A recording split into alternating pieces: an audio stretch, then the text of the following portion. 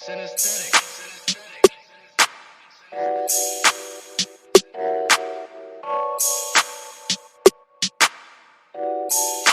morning, good afternoon, good evening. Welcome to our daily news, everyday news, breaking news on Prince Men Entertainment TV. Subscribe to the channel. Remember, guys, follow us on all our social media platforms on Instagram, Prince Men Entertainment, Facebook, Prince Men Entertainment. We're available on our group, which is Prince Men Entertainment TV. We're also on Twitter, it's P Miller ENT. Follow us on Twitter and we'll follow back. Today is the 4th of November 2021. And so here's the latest. There's NPF National Security Department, which has been gripped by fear of losing the 2023 elections. It has produced a report citing land barons' links with the party as it's possible undoing ahead of polls. The department's report was presented at the conference in Pindura last week. The department is headed by Alavmo Matuke. It said land barons' links to ZANU-PF were a serious danger to its electoral campaign at a time when the party was under siege from the ever-scheming opposition in Western countries that it said had revived their regime change tactics. The report accused the MDC alliance of working in cahoots with Western embassies to intensify negative narratives against the ruling party. In a nutshell, the regime change agenda is too much alive. The report read in part while making reference to the agenda they alleged started last year. Sensing imminent collapse owing to implosion within the MDC Alliance party in liaison with the other detractors and with the assistance of some Western embassies, intensified the narratives of legitimacy and economic crisis in Zimbabwe, an attempt to occupy the streets of all urban centers through protest to make the country ungovernable and oust the ZANU-PF government. It is alleged that the idea was to violently remove a constitutional elected government through illegal means. ZANU-PF also said the opposition was taking advantage of the economic crisis bedeviling the country and the legitimacy crisis to hold protests across the country, leading to the removal of the governing party from power. Also cited was the aspect of economic challenges with which our detractors are terming an economic crisis whose gravity deserved intervention from the international players. The report added, other narrative was that of a legitimacy crisis whose focus was for ZANU-PF to engage a particular opposition in order to reach an agreement that would see the conception of a transitional government to take over from the ZANU-PF government until the 2023 harmonized elections. This is despite the fact that the ZANU-PF government is working with other opposition parties under Poland, the political actors dialogue. ZANU-PF is also afraid of failing to reclaim the urban seats, with the report showing that there was suspicion that land barons who owed people of millions of dollars were affiliated to the ruling party. The issue of land barons, especially in Harare and other urban centers, have remained a thorny issue. It has remained unresolved to the extent that there are boundary disputes, especially between Harare and Mashonaland East Province, and they've created uncertainty as beneficiaries fear to lose their residential stands gotten from land barons. Land barons have gone scot-free, and this has disheartened the electorate to a greater extent. More so, to the majority of land barons are alleged to be members of the party.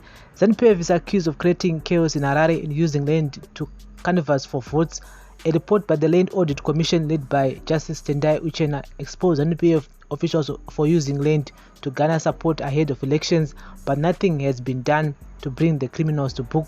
ZANU-PF is also fretting over the penetration of the opposition into rural areas. MDC Alliance President Nelson Chamisa is on a countrywide tour of rural areas to woo voters ahead of the 2023 elections. And so, Panyama Land Baron, I do agree 100%. Since long while back, even during the time of Robert Mugabe, we all know that those people who used to take land or who are taking land are actually ZANU-PF affiliated.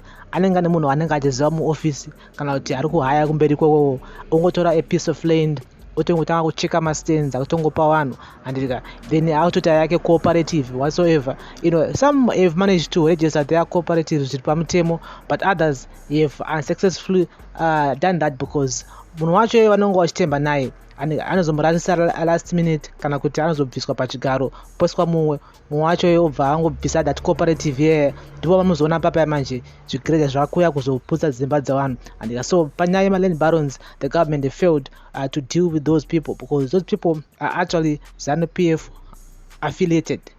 because hakuna mumwe munhu angaite simba rekunotora nzvimbo isiri yake, because anenge achiziva kuti are connected with someone else there anenge ari kumusoro. And so many people have lost their hard earned money through land barons, through joining my cooperatives anenge asiri registered. Some of them will be registered and everything, but the person behind it anenge ari land baron anenge akatongotora nzvimbo ye zvisiri pamutemo. And regarding to nyaya yekuti hanzi MDC Alliance is working with the Western embassies, we've heard this since the early 2000s during Mugabe time.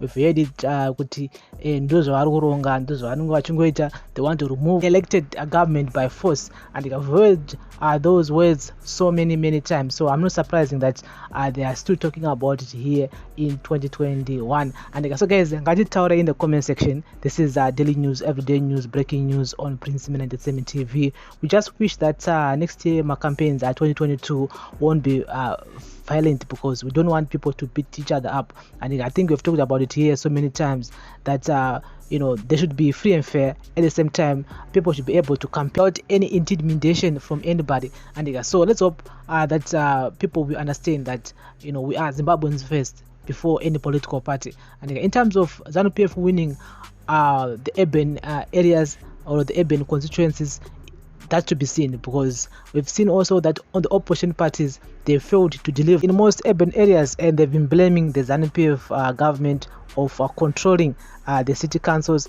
On the other side, the ZANU-PF government, they've been blaming the opposition party for corruption and incompetence. Saka mutonamika kuti varikutongoblamana pati zvavo vega ivavo. And saka it's one of those situations that I always say that we need to vote for a person who can get the job done, not to vote a political party. And if there's an independent candidate in your area that that this guy can make things done, muvotere akwanise kushanda, because hazvibatsiri kuti tongamba tichingovhotera vanhu ivavo, same people ivavo, pasina kwatinenge chichienda. And if MP or a councillor fail to deliver for the last 5 years, why should you vote for him or her back again? Does it make sense? We need to vote for people who wants to work for the people. And so guys, this is a daily news, everyday news on breaking news.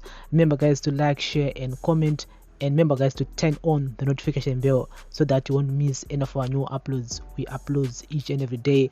Politicians, they're always good at blaming each other. No one wants to take responsibility, no one wants to be held accountable.